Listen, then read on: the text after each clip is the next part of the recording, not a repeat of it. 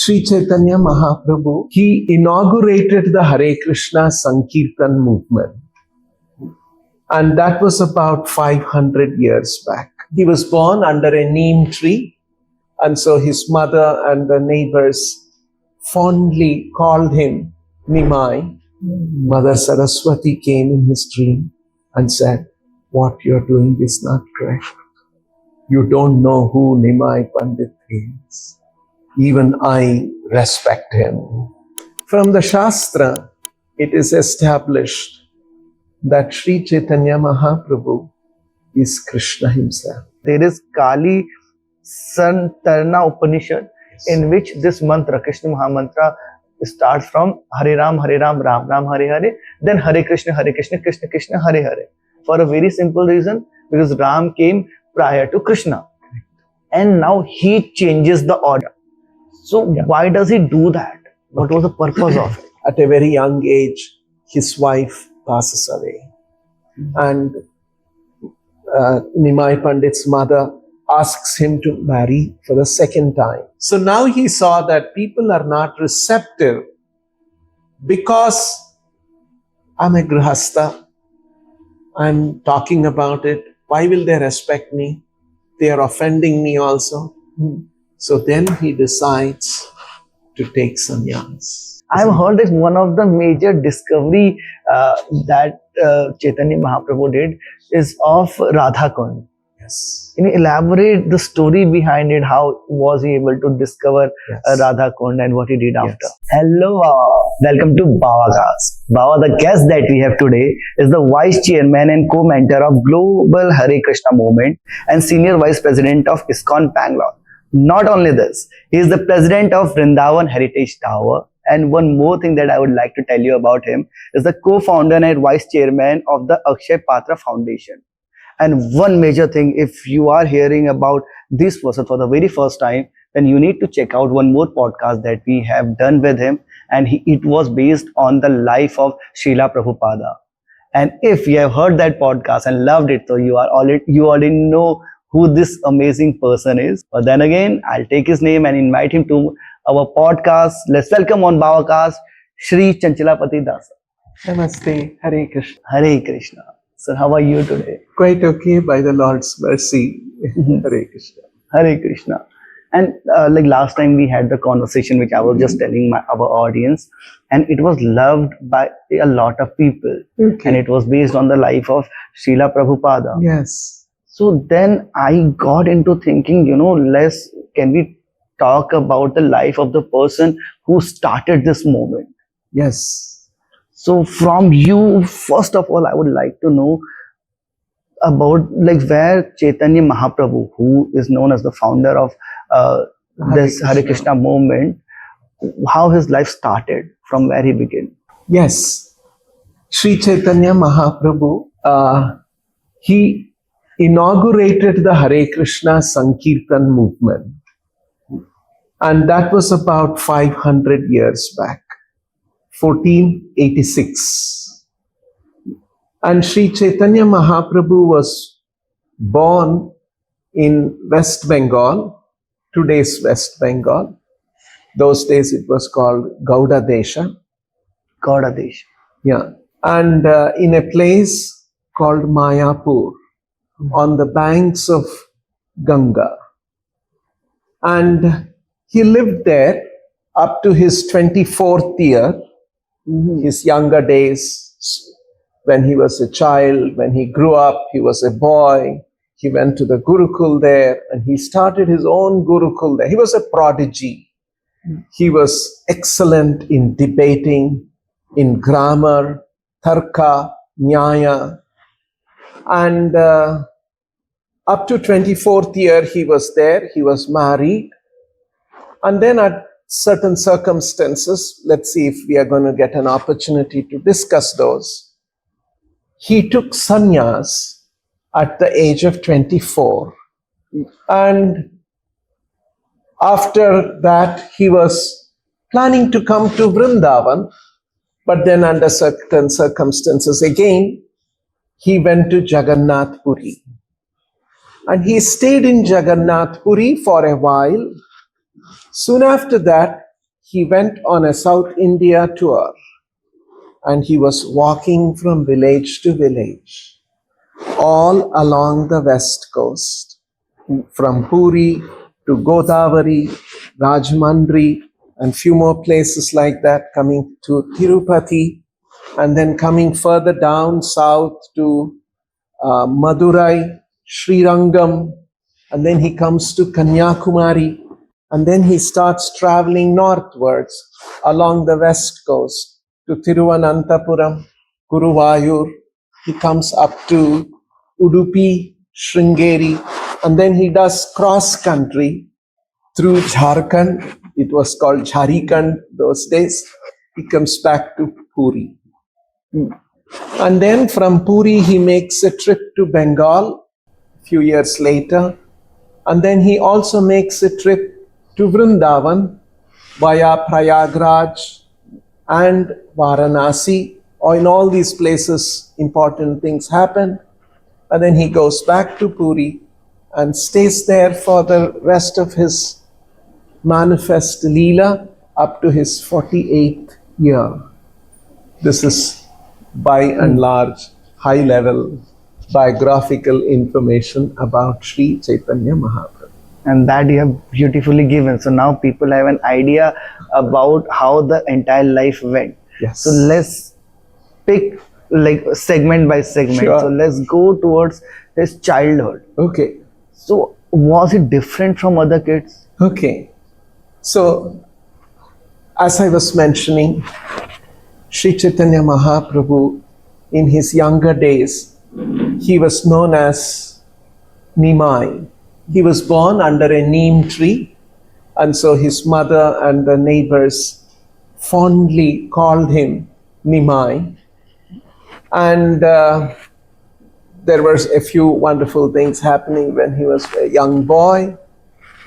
And as he grew up, he started manifesting his scholarly ability. Very quickly he learned grammar, nyaya, tarka, and he learned to debate, challenging scholars and arguments with them, using grammatical rules, using nyaya, tarka, defeating them in an argument. So that is how he came to be known as Nimai Pandit.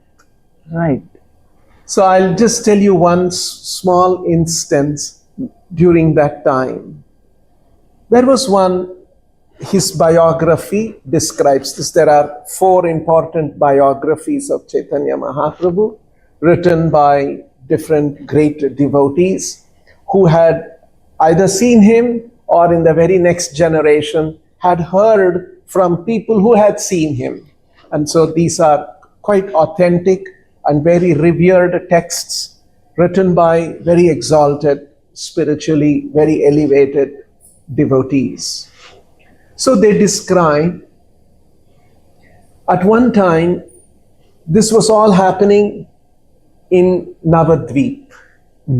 Today, Navadvip is known as Nadia, Nadia district, we can say, in today's political geography of our country, of the state of West Bengal. And so there, he was known as the Nimai Pandit of Navadvip. And Navadvip itself those days was known for learning Nyaya, Tarka, Nyaya Shastra, arguments, grammatical, rhetorical arguments. These were all specializations in the Vedic knowledge. And one time, there was one big scholar coming from Kashmir, and he was known as Digvijaya Kashmiri Pandit. He had gone different parts of the land, and he would debate, and everybody had acknowledged that he is such a learned person, and he was known as a Digvijaya Pandita. And he was coming to Navadvip. So all the scholars of Navadvip were thinking, oh, such a big scholar is coming, and he will challenge us. And if we get defeated, we will lose our face. It's a dishonor. What shall we do? Then all the Pandits of Navadvip thought, let's do like this. Let's put him before young Nimai Pandit. Nimai Pandit is known for debating and defeating people. In case he defeats him, then we can say, look, even a young kid in our village, in our town was able to defeat this scholar. In case Nimai Pandit is not able to defeat him, we will get a second chance. We will know how to handle him. Let's think about it. That's a clever strategy. That was a clever strategy of the Pandits of Navadvip. So Kashmiri Pandit came and he was received with great honor. And then he was told that there is a young lad of the town by name Nimai Pandit, and he is going to debate with you. So Kashmiri Pandit said, all right, okay. I've heard that he is a very good scholar, young scholar. I will debate with him. Let's see. So this is how it was. And one day, in the next few days, Kashmiri Pandit was walking on the bank of Ganga. And on the banks of Ganga, Nimai Pandit, although he was young, maybe 16 or so, he was already running a small school of his own. And he was having students and he was teaching because he was prodigy. At a young age, he was far above what his age and normally young people would have the learning. So he was very, very scholarly. So he already had a school. And so this Kashmiri Pandit, surrounded by all his students, all of them, adoring him and walking like a stately, grand Pandit, with all the, dressing and all that, he was coming there. And so he came to see Nimai Pandit in his small class, on the banks of Ganga, he was having his lessons. So he respectfully received, Nimai Pandit respectfully received Kashmiri Pandit.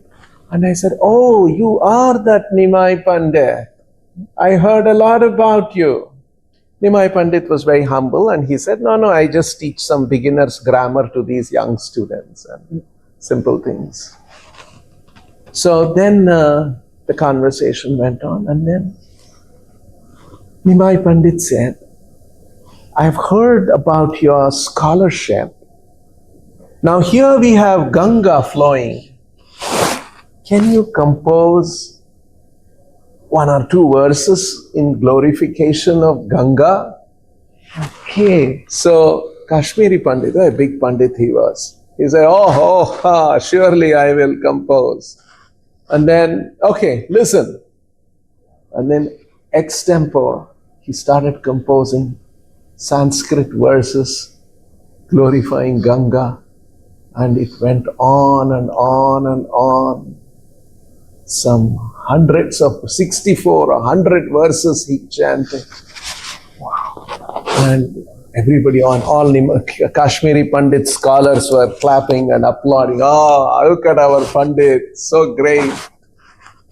Nimai Pandit and all his students were shocked to see this. Oh, such a Panditya. Then Nimai Pandit said, after hearing like a breeze, he chanted all those Sanskrit verses, just freshly composed. So then Nimai Pandit said, this is very wonderful. And if you don't mind, I will point out some very great grammatical, poetic features of your composition. And Kashmiri Pandit said, yes, of course. Tell me what all you have found out. And Nimai Pandit narrated a few verses as he had composed. Nimai Pandit had heard and memorized it. Wow. And he started describing the verses, and he started describing its grammatical peculiarities and the decorative language that he had used. And he showed all those things. And then Kashmiri Pandit said, yes, of course, my composition is like that. Then Nimai Pandit asked, Keshav, Kashmiri Pandit ji, if you don't mind, shall I point out some defects in your composition? What? Defects in my composition? That can never happen. Right. So That's the thing that would hurt that's the what ego. he was so well known. So then Nimai Pandit again narrates a few verses of the composition that he had heard, and then he points out, according to Panini Shastra, according to Panini Sutra, according to this grammatical rule, there is an error of redundancy, and then he describes all that. And Keshav Kashmiri is stunned to hear, because it was indeed a defect in that from a strict grammatical point of view. And already people had gathered all around watching this conversation, which had become an informal debate like this. And like this, Nimai Pandit pointed out 4 defects. And hearing that, Keshav Kashmiri just could not absorb that. His ego was so hurt. He got up and he marched out of that assembly. And Nimai Pandit was sorry that he seemed to have offended him, but he walked away.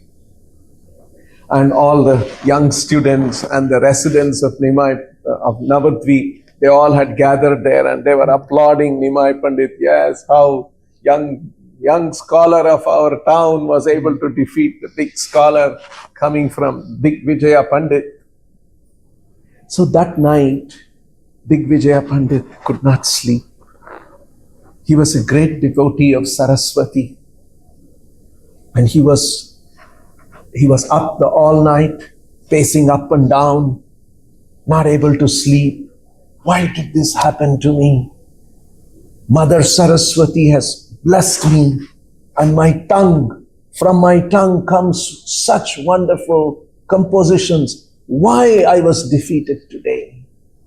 And then he was not able to sleep. He sat down. He was tired from the whole days, all that had happened. And then slowly he dozed off, sitting, and he had a dream. Mother Saraswati came in his dream and said, what you're doing is not correct. You don't know who Nimai Pandit is. Even I respect him. So what you have done is not right. Tomorrow you must go and seek his apology. So Keshav Kashmiri wakes up from his sleep. He says, what's happening? And then anyway, next morning, very humbly, he goes to Nimai Pandit and says that, I must admit that, what you said, the defects in my composition, I was too proud of my learning. Now I have learned. And Nimai Pandit said, no, don't. You are such a great scholar. You don't have to seek any apology. I'm a kid after all. You are so learned. You are so great. And like that, it happened. And Keshav Kashmiri left the town. So after this, Nimai Pandit became even more famous as a scholar, as a debater, as a rhetorical scholar, Nyaya Shastra, and word started spreading, Nimai Pandit is. So this is one of the important things that happened at the young age of Chaitanya Mahaprabhu, before he became Chaitanya Mahaprabhu. That's super amazing. Like, I have one thing that I really loved about it is like the way he had the debate. Yeah. It wasn't the structured debate, because Yes. like in debate he had put his verses in Yeah. answer. He could have done the same, Yeah. Yeah. but the way he listened, like Yeah. one thing that I really admire, Yeah. how good he was in listening, and how much he listen. respected the other Right. pandits. Right. That's something to learn from. Yes. And very one thing I was wondering here, from where did he get so much knowledge? Was it self-study, or were there some schools where he went and studied, some Gurukul sort of? Yeah, in his very young age, he went to a Gurukul and he learned, but very, very quickly, his learning was very quick. And if you ask me the question, how did he get his learning? Later on, we get to understand from Chaitanya Mahaprabhu's his life and his works and the things that he did. From the Shastra, it is established that Sri Chaitanya Mahaprabhu is Krishna himself. So it is 5,000 years back, Krishna had come, born here in Mathura. He grew up in Vrindavan. Then he went back to Mathura and then went to Dwaraka, came to Hastinapur a few times to deal with the Pandavas and the issues like that. He came to Kurukshetra for the war. He spoke the Bhagavad Gita, went back to Dwaraka. All this happened about 5,000 years ago. And after that, Krishna was thinking, this was towards the end of Dwapar Yuga. And after Krishna's disappearance, Kali Yuga began. So, and Krishna was thinking, I made my appearance. And as Krishna says in the Bhagavad Gita, Dharma samsthapanarthaya sambhavami yuge yuge. I come to establish Dharma.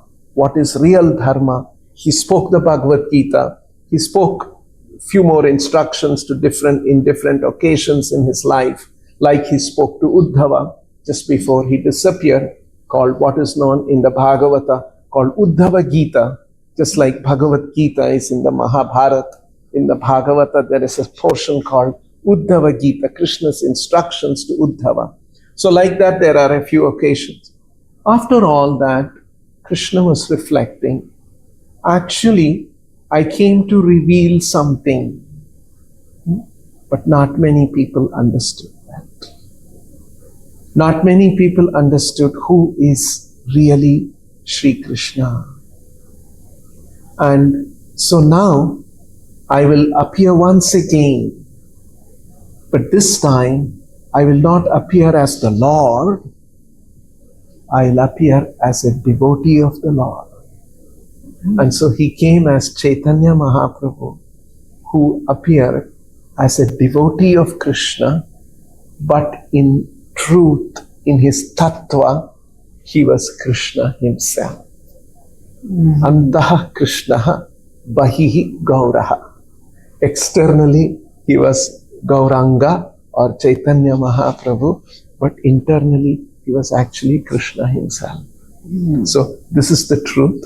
And so he is Bhagavan Krishna himself. Now, you may ask the question, if you say Chaitanya Mahaprabhu is Krishna, is it your belief or the belief of the followers of Chaitanya Mahaprabhu, or is there some validation for that? Right? No. It is validated. In the Bhagavatam itself, there is a statement, Krishna Varnam Tvisha Krishnam Sangopangastra Parshadham Yagnai Sankirtana Prayai Yajantihi Sumedasaha.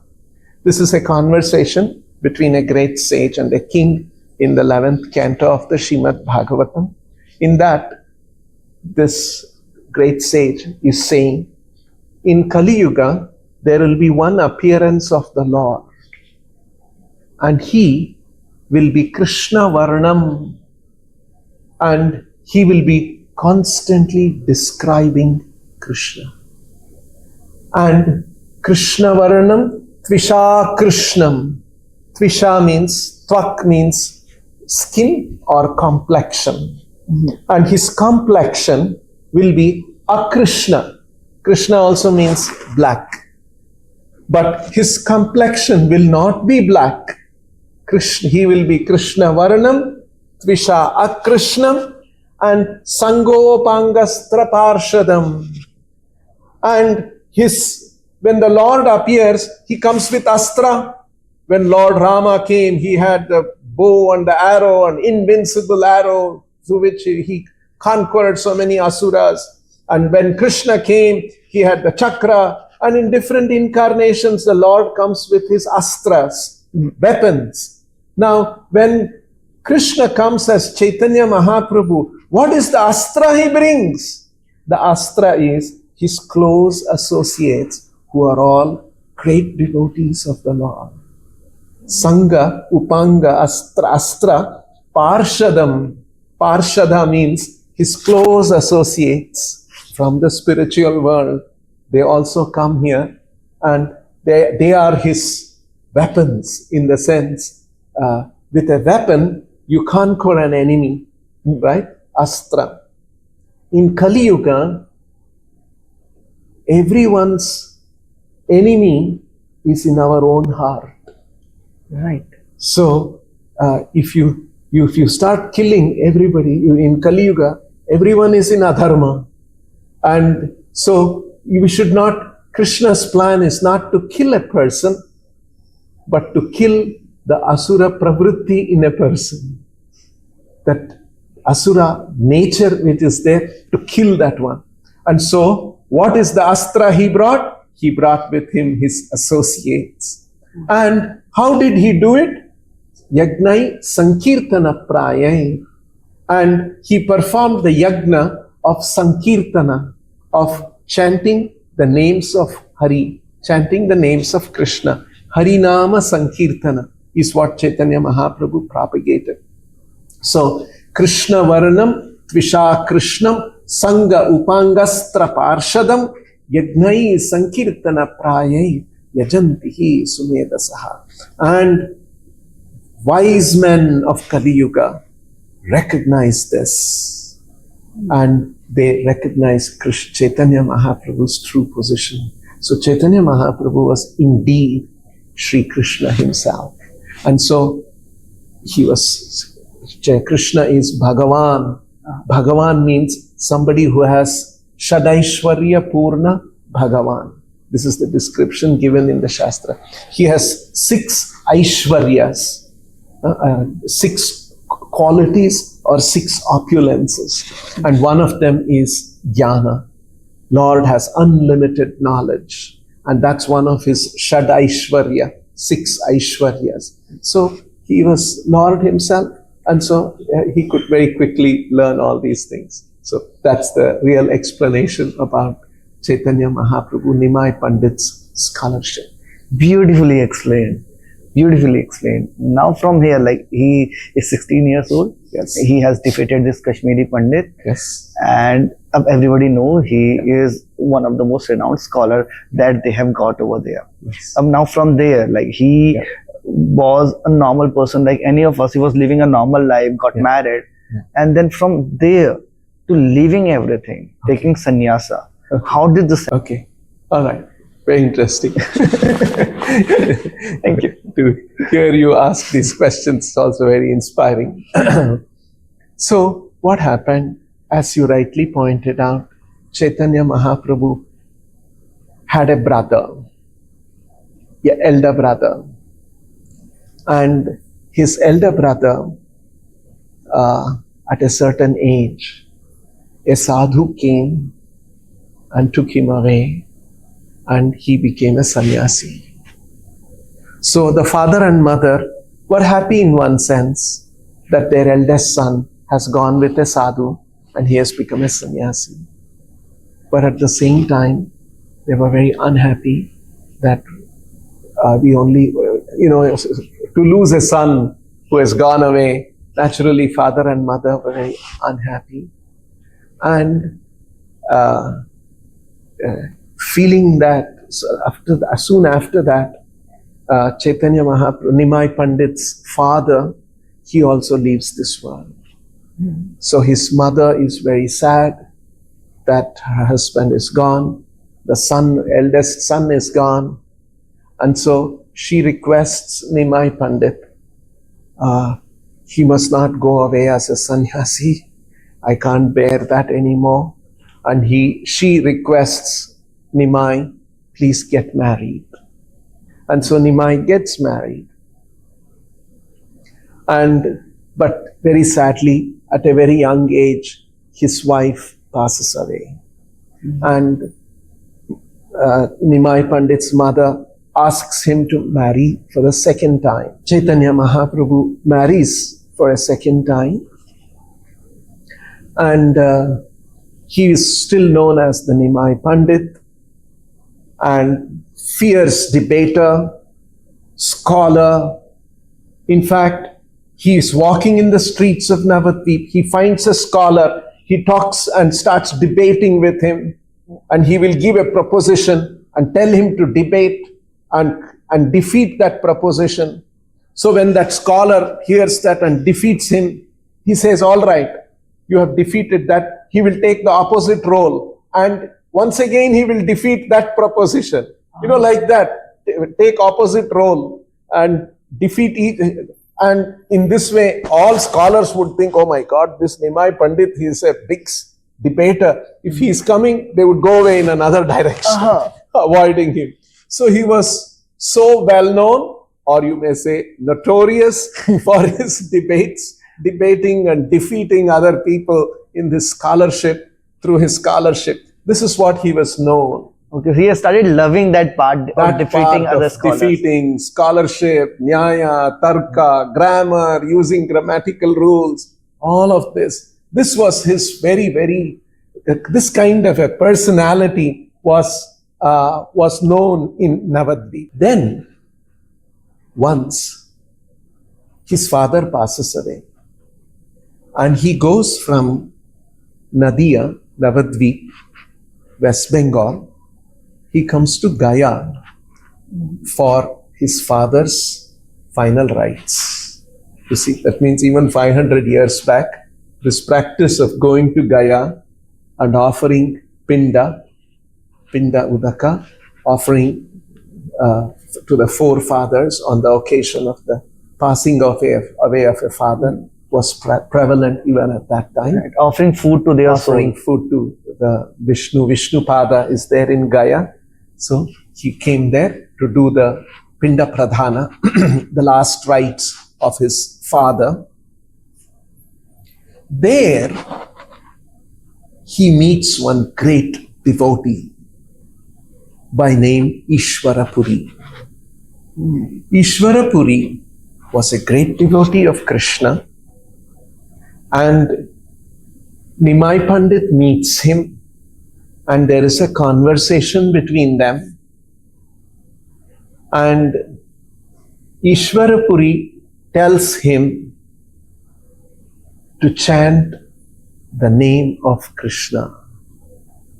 That is where he was initiated into Nama Sankirtana. And he starts chanting the names of Krishna. And while he was there, maybe he was there for a few days in Gaya. And suddenly, hairs stand on end.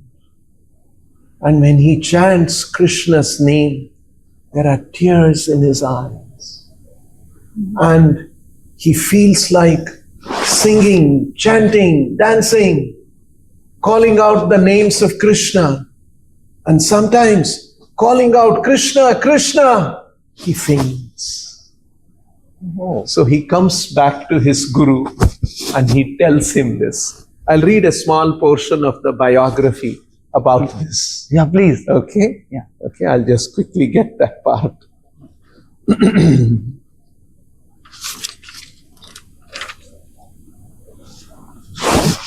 This is from Chaitanya Charitamrita. He comes back to Ishwarapuri and he asks Ishwarapuri, Kiba mantra dila gosani, kiba tara bala, japite mantra korile pagala. This is Bengali, but I think simple Bengali. Yeah, I get the meaning of it. But for our Baba log, please elaborate. Yeah, I stayed there. Yeah. He's asking, Kiba mantra dila gosani, what kind of a mantra did you give me, Goswami? Because that was Ishwarapuri Goswami was the name. He was a great devotee. So what kind of a mantra have you given me? Kiba tara bala. And what is its strength of this Nama, Krishna Nama mantra you have given me? Japite mantra karile pagala. And you told me to chant. And I have been chanting and chanting this mantra, Krishna Nama mantra. And it has made me mad. Mantra korile pagala. Hasai nachai more karaye krandana. Eta shuni guru hasi bodile vachana. So Nimai Pandit said, this is making me mad. When I chant, sometimes I'm laughing, sometimes I'm dancing, and sometimes I'm crying. Hasai nachai more karaye krandana.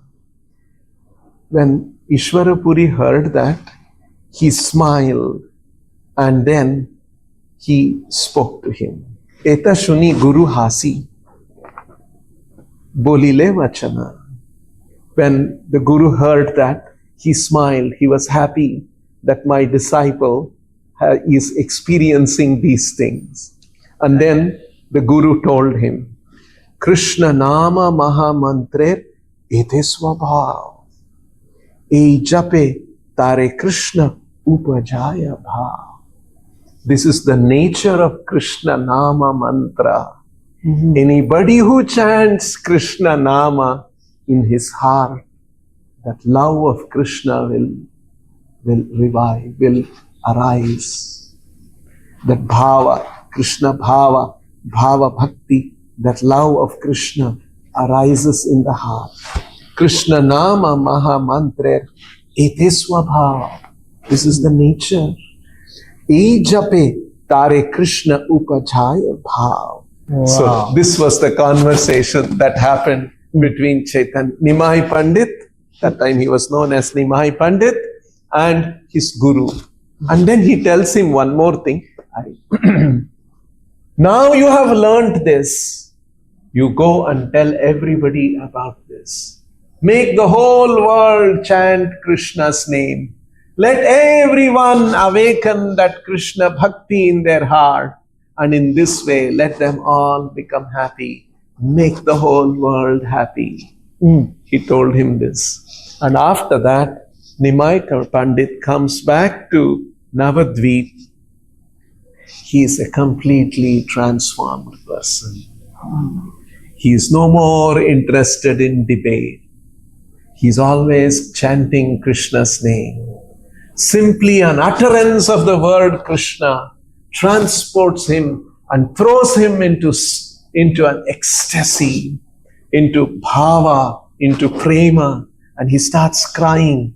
All these kind of manifestations started happening, and people of Navadvip were shocked to see this change in him. So he was running his Gurukul. He started calling all the children and his students, and he started telling them, instead of teaching them all the grammar and tarka and nyaya and arguments and debate, all those things, he started telling more and more about Krishna, more about Krishna Nama, more about Krishna Bhakti, and how there are so many great devotees of Krishna, and they are all so much devoted to the Lord. And he started telling all those his whole class, his whole teaching, everything changed. Obviously. Oh, what is this? He's talking about Krishna, Krishna so much. And then he's chanting Krishna name like this. And then he's telling about Vrindavan, Gopi and all these things. Some criticism Nimai Pandit heard. Yeah, because they wanted him to teach. Teach something and they wanted, material benefits. And so somehow there was a little bit of it unhappiness. And there was some criticism, and Nimai Pandit hears about it. Now remember, who is Nimai Pandit? He is Krishna himself. Right. He has reappeared in the form of a devotee, describing Krishna, inaugurating Nama Sankirtana, Yagnai Sankirtana Prayar Yajantihi Sumedasaha, Bhagavata verse. So now he saw that people are not receptive. Because I'm a grihastha, I'm talking about it, why will they respect me? They are offending me also. So then he decides to take sannyas. So at the age of 24, one night, he leaves home and comes away from home and walks for a long distance. He comes to a place called Katwa.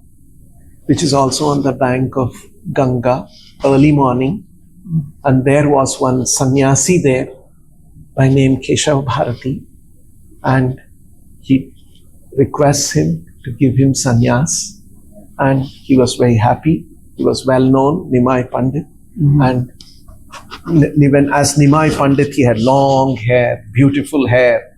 He had long arms, and he would dress himself very nicely because he came from a very aristocratic, good family in Navadvip.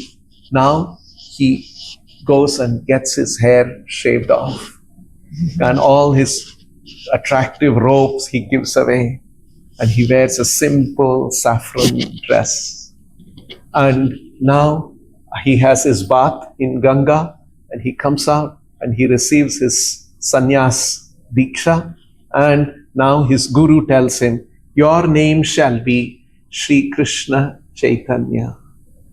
And he tells him, continue what your Guru Ishwara Puri has told you, chanting Krishna's name, making everyone chant Krishna. And then that's how Nimai Pandit became Chaitanya Mahaprabhu. And he had a very beautiful form. His complexion was golden. And now with that clean shaven head and in the sannyas robes, he was effulgent, very strikingly effulgent. And now Chaitanya Mahaprabhu from there, he has taken sannyas, and now he thinks that now I must go to Vrindavan, and he is chanting, calling out Krishna's name, and then something happens, and instead of going to Vrindavan, he goes to Jagannath. Okay. So before I understand the reason why he didn't go to Vrindavan and went to Jagannath Puri, I want to understand if he had started chanting that Krishna Mahamantra by then. Because the way I have heard that there is Kali Santarna Upanishad, in which this mantra, Krishna Mahamantra, starts from Hare Ram, Ram Ram, Hare Hare, then Hare Krishna, Krishna Krishna, Hare Hare. For a very simple reason, because Ram came prior to Krishna. And now he changes the order. So why does he do that? What was the purpose of it? Okay. Now you see, as you rightly said, Chaitanya Mahaprabhu was chanting the Hare Krishna mantra that you see in ISKCON. Devotees, we all chant Hare Krishna, Krishna Krishna, Hare Hare, Hare Rama, Rama Rama, Hare Hare. Now this mantra is from Kalisantarana Upanishad. It is one of the Upanishads in the Vedas, and this Upanishad deals with Kali Yuga and how to overcome the ill effects of Kali Yuga. Kali Yuga is considered to be the most unfortunate of the four yugas: Satya Yuga, Treta Yuga, Dwapar Yuga, Kali Yuga. Kali Yuga is considered to be very unfortunate age. Iti shodashakam namnam kalikalmasha nashanam natho parotaropayaha sarva vedeshu drishyate. The Kalisantarana Upanishad says this shodashaka nama mantra, Hare Krishna, Hare Rama, as you said, Hare Krishna, that there are shodashaka nama, 16 words are there. This 16-word name, iti shodashaka namnam kalikalmasha nashanam. It can destroy all the kalmasha, all the contaminations of Kali. Natha parataropayaha sarva vedeshu drishyate. There is no better method than chanting these 16-syllable mantra, is what the Upanishad, the Kalisantarana Upanishad teaches. Now, another thing that when Chaitanya Mahaprabhu started inviting everybody to chant Krishna's, this happened in Navadvip, encouraging everyone to chant. He would take in the morning, early morning, with his associates, and during that time, the khol was invented, the mridanga. Usually, concerts, when the concert happens, the singer is there, and they have a tabla. Tabla has two distinct units, and they have a two head, and on which they play tabla. Right? Now, Chaitanya Mahaprabhu was walking around in the streets of Navadvip, and he was singing, and he needed kartal, tal, and then he also needed a drum. And so the two tabla were fused and it became a mridanga. Okay, it was during his During time. his time, Okay. the khol, what is called khol or mridanga, was actually came about. So khol or mridanga came about during that time of Chaitanya Mahaprabhu. So he would play, devotees would play drums with him, and he would sing and dance, encouraging everyone to come and chant, join him. When he started doing that, the first people who opposed him were, at that time there were Muslim rulers. Right. 500 years back. Even in Navadvip, there was a Muslim ruler by name Chand Qazi was the ruler. So there were pockets of Muslim rule. The Muslims did not oppose him. The first people who opposed him were Brahmanas. The Brahmins of his time. You see what was happening? This was the degradation in Kali Yuga that had happened. The caste system was coming in. The Brahmanas were thinking that we are very special, we are very exclusive. We have to be respected. And this mantra chanting, all these things is for us, not for others. Others should not chant. But Chaitanya Mahaprabhu is inviting everybody, come and chant. And so they said, what is he doing? He is giving mantra to everybody. To Vaishyas, to Kshatriyas, and even to Shudras he is giving them. Arare, this is wrong. He should be stopped. And so Brahmanas, they were losing their exclusive position. They didn't want to, they were wanting to hold on to that special, respectable stature they wanted to have in the society. And so they started opposing that you are giving this Vedic mantra, Upanishadic mantra to everybody. So that is why it is said that Chaitanya Mahaprabhu reversed it and he said, no, I am not giving your Vedic mantra, Hare Rama, Rama Rama, Hare Hare, Hare Krishna, Krishna Krishna, Hare Hare. I am giving another Krishna Nama mantra which starts with Hare Krishna, Krishna Krishna, Hare Hare, Hare Rama, Rama Rama, Hare Hare. Just to manage those Brahmins who were opposing. Of course, they still continue to oppose, and then things changed after he became a sannyasi Himself. Okay. So that is how the background of the Nama, Krishna Nama that he was chanting, the Hare Krishna mantra that came about. Wow, I never knew it has a social connotation to it as well. Yeah. A major one. It shows like how the society was. Things were in the society at that time. Yeah, very true. Very true. Now going ahead from here. Yes. Now, from the point where I diverged towards this conversation. So you said there were certain reasons because of which, although Chaitanya Mahaprabhu, he wanted to come to Vrindavan, but instead he went to Jagannath Puri. Okay. What were the reasons? Okay.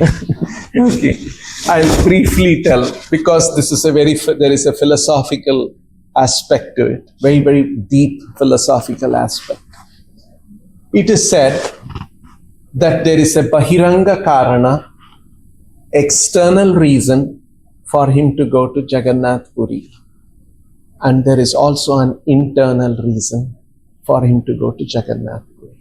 First, I will tell about the external reason. When Krishna came 5,000 years back, his very close associate who came from the spiritual world was Balaram. Krishna and Balaram, they did wonderful leelas here in Vrindavan. When Krishna came as Chaitanya Mahaprabhu, Balaram came as Nityananda Prabhu. So, Krishna and Balaram, Chaitanya and Nityananda. They were two. So, Nityananda Prabhu was around with Chaitanya Mahaprabhu. He knew, and another little older associate of Chaitanya Mahaprabhu at that time was Advaita Acharya. Nityananda Prabhu and Advaita Acharya, they were thinking, now Nimai Pandit has gone away, he has become a sannyasi. what will happen to his mother? She was so worried that she lost her first son, became a sannyasi, lost her husband, and she had asked her remaining son, Nimai Pandit, to get married. And she was always fearing that will my second son also become a sannyasi? And that has happened. Her worst fears have come true. Her worst fears have come true. She must be shattered. So Nityananda Prabhu and Advaita Acharya, they planned. Chaitanya Mahaprabhu, he was called Sri Krishna Chaitanya. The word Mahaprabhu was added a little later out of respect. So Sri Chaitanya is calling out Krishna's name, and then he was asking people how to go to Vrindavan. This is in Bengal. You know how to go to Vrindavan, from Bengal to come to Vrindavan. So some people were showing this way, you keep going like this, go to this village. From that village, you ask another person. You know how it must have been those days. There was obviously no Google map. There was and no transport system. No transport system. There were no highways. There was not even probably a sense of a map. Don't know what was there, what was not. At least at that time, what easily was accessible to him. So he was asking. So to go to Vrindavan was like that. You had to go this way. Nityananda Prabhu comes there and he tells some people there and some cowherd men there, Chaitanya will come and he's calling out Krishna's name. He's a sannyasi and he will ask which way to go to Vrindavan. Don't show this way, show this way. Okay. So Sri Chaitanya comes and he asked them which way to go to Vrindavan. And all these cowherd men, they have been instructed by Nityananda Prabhu. And according to that, say, this way you go. So Chaitanya, he is absorbed in Krishna, calling out Krishna's name, singing, dancing. He starts walking in this direction. He walks for a short while and suddenly he sees a river there. And he sees the river. So he thinks, oh, I've come to Vrindavan. This must be Yamuna. And, just seeing river, he's thinking about Yamuna and he's transported into kinds of ecstasy about Krishna. Oh, Krishna, oh, wonderful. This is Yamuna. He jumps into the Yamuna river. Krishna did Leela here. And he's, thinking like that and feeling ecstasy. And when he was in the water, suddenly he sees on the other bank, Advaita Acharya was there, who was known associate from Navadvip. Okay. So he comes back to his senses. Advaita Acharya, Prabhu, you are here. I thought I've come to Vrindavan. So Advaita Acharya makes a statement. Nimai Pandit, wherever you are, that is Vrindavan. So no, don't tell me all these things. Tell me, where am I? Am I in Vrindavan or Navadvip? Because your house, I can see you are here, your house is there. So he says, please come, please come. That was a place called Shantipur, which is also on the bank of Ganga. He was still in Bengal only. It was just the same day. Kunta, it takes many days to travel from Bengal to Vrindavan. It was not. So Nityananda and Advaita were there. They receive him and take him to Advaita Acharya's house. And there they bring Nimai Pandit's mother. Oh. And mother comes, the wife doesn't come because he cannot meet wife. He has taken sannyas. According to the system of rules of sannyas, he cannot meet the wife. Mother can be met. So the mother comes and the mother is shocked to see. Where is my beautiful son, Nimai Pandit? He had such wonderful locks of hair and wonderful dress that he would wear as a Brahmana, as a scholar, and walk around. All that is gone. He is now in the robes of a sannyasi. And seeing that, she can't take that. And Chaitanya also offers his respects to her. Mother, I'm really sorry I had to do this. I wanted to preach this message to the whole world, and I had to make this sacrifice. Please permit me. Please bless me with this. At that time, Nimai Pandit's mother, now Sri Chaitanya's mother, requests him, my dear son, don't go to Vrindavan. Vrindavan is so far away. Go to Jagannath Puri. Be in Puri. Lot of devotees keep going and coming back from Puri. I will get to hear about you and I'll be happy and if you go to Puri. So Sri Chaitanya accepts mother's request and says, all right, instead of going to Vrindavan, I will go to Puri. And so he comes to Puri and he makes Puri his base. He stays there. This is the reason. External reason. External reason. Yeah. You want to know the internal reason? Yes. Okay. It's a much more philosophical reason.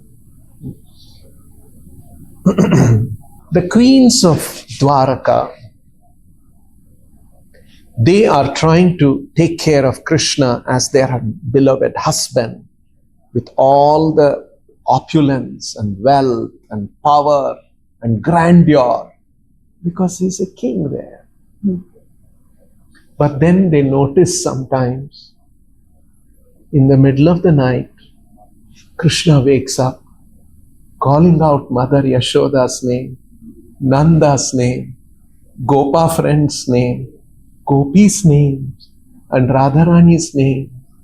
And he is crying and crying and crying, feeling separation from the Brajavasis. So the queens of Dwaraka try to console him, and he is inconsolably crying.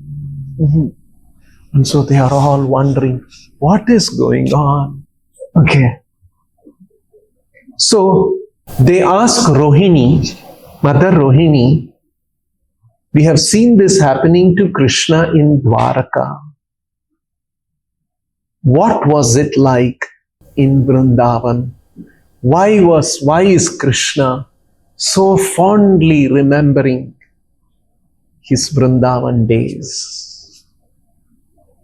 So Rohini says, all right, I will tell you what it was like in Vrindavan. How Krishna grew up, how we saw him growing up, what was happening in Vrindavan. I will describe the Vrindavan Leela to you. So Rohini begins to describe that to the queens of Dwaraka. But then she says, when I am describing this, no one should disturb. And somebody should guard the door. And then Krishna's sister was there, Subhadra. And she says, I will guard the door. And so Subhadra sits there to guard the door. And Mother Rohini is describing Krishna and Vrindavan Leelas. All the Dwaraka queens are absorbed in hearing. And at that time, Krishna and Balaram come to the door there. Okay. And Subhadra says, shh, nobody is supposed to go inside. It is Mother Rohini's order. Just stay here. So Krishna and Balaram also stand there, sit there, and they are hearing. Subhadra also hearing all the description going on inside. Krishna and Balaram also start hearing. And the way Rohini is describing the love of the gopis and the gopas for Krishna, and the Yashoda and Nanda, how much they loved Krishna and how much Krishna loved them. All this description is going on. Krishna, Balaram, Subhadra are also hearing at the door. When Krishna was hearing that, Krishna himself was moved into ecstasy. His eyes became big. Balaram's eyes became big and they were unblinking, hearing the Vrindavan Leelas. And they were so much moved to ecstasy. Their hands and legs melted and they became withdrawn. Balaram on one side, Krishna on the other side, and Subhadra in the middle. All their eyes have become open and wide, and their hands and legs have shrunk and melted in ecstasy, hearing about the bhakti of a Brajavasis. And in that state, Narada Muni comes there. And Narada Muni comes and says, Are, Krishna, Balaram, Subhadra, what's happened to you? And then Krishna comes to external consciousness. And then Narada Muni says, My dear Lord, you have your appearance like this, with eyes big open, hands and legs melted and withdrawn. In this form, you should appear on earth and bless the devotees.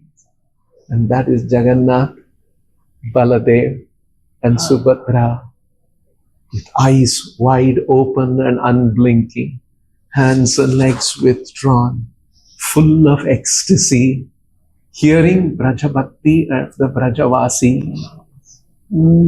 That's why they appear like this. Yeah, exactly. Now you see how they appear. And so Chaitanya Mahaprabhu's mission was to explain to the world Braja Bhakti of Brajavasi, which is very, very unique. There is another philosophical layer to it. I will not go to that. Maybe in another occasion I'll explain philosophically how that is explained. Sure. And so the devotees of Vrindavan lived in separation, feeling separation. Yugaidam nimishena chakshusha pravrushaitam shunyaidam jagat sarvam govinda virahena me. This is how Chaitanya Mahaprabhu describes the residents of Vrindavan. Yugaidam nimishena. 1 minute was looking like a yuga for them. Chakshusha pravrushaitam. Their eyes were filled with tears. Shunyaidam jagat sarvam. Whole world looked shunya. Govinda virahena me. Govinda viraha means feeling separation from Govinda. And this is what Chaitanya Mahaprabhu wanted to tell the world about the glories of Braja Bhakti. And so Chaitanya Mahaprabhu felt it is appropriate I go to Puri, where Krishna, Balaram, Subhadra are actually in that state of stunned state, hearing about Brajavasis and about Braja Bhakti. And in fact, there is another layer to it about Ratha Yatra. I'll keep it for another occasion. Perfect. I'll be keeping these questions for another occasion. So this is the Anta Bahiranga Karana, mother asking him to go. Antaranga Karana, he wanted to relish this Braja Bhakti and he wanted to teach the world the greatness of Braja Bhakti. Wow. So there, I believe he stayed for another 14 or 16 years. 24 years. 24 minus 2 years, he traveled in South India for about 22, 21 and a half. He also came to Mathura, Vrindavan. He came to Prayag, Varanasi, all these places. So for nearly 22 years or so, he stayed. He stayed there, like that was his particularly he was staying there. He just roamed around these places. He just ventured, he traveled South India, came back, and then in his last few days, Chaitanya Mahaprabhu stayed in a place like Braja Bhakti, feeling separation from Krishna, constantly thinking of Krishna. Because when you think of Krishna, you are with Krishna. But at the same time, the Vrajavasis were also always thinking of, they were with Krishna. But at the same time, Krishna was not there. Krishna was in Dwaraka. So there's a very unique Bhakti Rasa there. Milana and Viraha. Being with Krishna, feeling separation from Krishna. It's a very unique Bhakti Rasa, it is called. So that's how the Acharyas have analyzed these things. So that Bhakti of the Vrajavasis is most exalted. Krishna wanted to demonstrate that. That is why he enacted these Leelas in Vrindavan and left Vrindavan. It didn't come back to Vrindavan. And Chaitanya Mahaprabhu wanted this to be known to the whole world. So, what was the reason? Like, there is something that I have heard adding to this, that Chaitanya Mahaprabhu is the one who rediscovered Vrindavan. Yes. So, what is the story behind it? Yes. He was in Jagannath Puri, Right. and then he discovered Vrindavan. How this all happened? Yes. You see what happened in Kali Yuga. After Krishna did his Leela and wound up his Leela from Dwaraka, Kali Yuga began. Many things began to change. One of the things that happened was Buddhism. Buddha appeared. Buddha is Vishnu himself. But why he appeared as Buddha, what he did, I'll keep it for another occasion. I don't want to go there. It will be some discussion. Very interesting ideas are there. I will share some other time. So Perfect. Buddhism, and under the Emperor Ashoka, became a national all over the subcontinent of Bharata. Buddhism became prominent.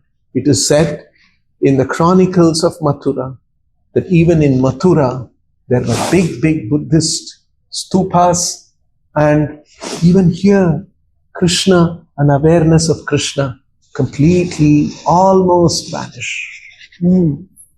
Yamuna river was known, Janmasthan probably was known, but other than that, maybe Govardhan was known, but other than that, many other places of Krishna's Leela Sthali all became Gupta. They were all hidden. And Buddhism and these ideas became prominent. And so Chaitanya Mahaprabhu, when he came to Vrindavan, he discovered some of these places and he asked his disciples to stay here and discover more places, and that went on over next 2 generations. And that is how all the important places, Leela Sthali of Vrindavan and Braj and Nandagaon and Barsana and Gokul, all of these were discovered. And his Chaitanya Mahaprabhu's immediate followers and successive followers, they established many temples of Krishna here. Otherwise, these were not there. And that is how Chaitanya Mahaprabhu revived and brought back the glory of Vrindavan. And after that, it was unstoppable. More and more people started coming. Devotees have been coming. And even now, there is such a big interest in coming to Vrindavan. And Srila Prabhupada took this message all over the world and told everyone in the world, this is the special feature of Krishna and this is the special feature of Vrindavan. And so now we have devotees from all over the world wanting to come and be in Vrindavan. Beautiful. I've heard that one of the major discovery that Chaitanya Mahaprabhu did is of Radha Kund. Yes. Can you elaborate the story behind it? How was he able to discover Radha Kund and what he did after? Now, there are 2 kundas in Braj. One is Radha Kund, one is Shyama Kund. Both are next to each other. These 2 kundas are very special and sacred to devotees, because these 2 kundas were very dear to Krishna. And one kunda was made by Krishna with his cowherd boyfriends, and the other kunda was made by Radharani with her associate gopi girls when they were young, when they were here in Vrindavan. And so it was a kunda, and in that kunda, Krishna invited all the holy rivers to come, and Radharani's kunda also, by an arrangement. I won't go into that Leela, I'll keep it for another occasion. Krishna got all the holy rivers to come and reside in Radha Kund. Gange cha Yamune chaiva Godavari Saraswati Narmade Sindhu Kaveri Jale Asmin Sannidhim Kuru. All the holy rivers of Bharatvarsha are residing in Radha Kund and Shyama Kund, and Krishna and Radha perform their wonderful Leelas, and so it is very special. But after Krishna left and disappeared, even that Radha Kund and Shyama Kund, which was on the near Govardhan, even that became Gupta. So when Chaitanya Mahaprabhu came, he was looking around, particularly for these two kundas, Radha Kund and Shyama Kund. And there he came across, in the midst of the paddy fields, there were two bodies of water. And then Chaitanya Mahaprabhu, by his Divya Drishti, he identified and he said, these two are very special. This is the original Radha Kund. This is the original Shyama Kund. And then he got the devotees at that time around to clear that. And later on, his very exalted devotees stayed there and did bhajan. And today we have Radha Kund and Shyama Kund because Chaitanya Mahaprabhu discovered that with his Divya Drishti and identified, and also identified many other Leela Sthalis, and his associates and followers did more for the next 1 or 2 generations. And that is how Vrindavan, Radha Kund, Shyama Kund and Govardhan Parikram, all these practices have come about since Chaitanya Mahaprabhu's time. And his associate. There were a few other acharyas also at that time. Agreed. And it's such a beautiful story to it and such a significance because like Radha and Krishna, they himself made those water bodies. Yes. But seeing, like I went to Radha Kund a couple of months back, I suppose, at the Govardhan Parikrama and then the Radha Kund Parikrama. So the condition of Radha Kund right now is not that good. There's algae all over. So can something be done to improve the significance of, because like it's a very significant place. Yes. So there must be something done to improve the condition of Radha Kund. Yeah, sure. At one level, for a person visiting, will see all the dirt and squalor.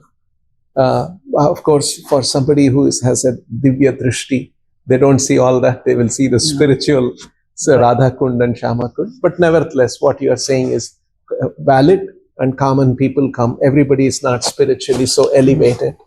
And it is a fact. And I've heard that the government here, and they are trying to do some improvement, restoration, renovation of cleaning up all these places. There are a lot of efforts are going on, and an attempt is being made to make it better. And I think more needs to be done. And I think by Lord's will, by the blessings of the Lord, all this will happen in the days and months and years to come.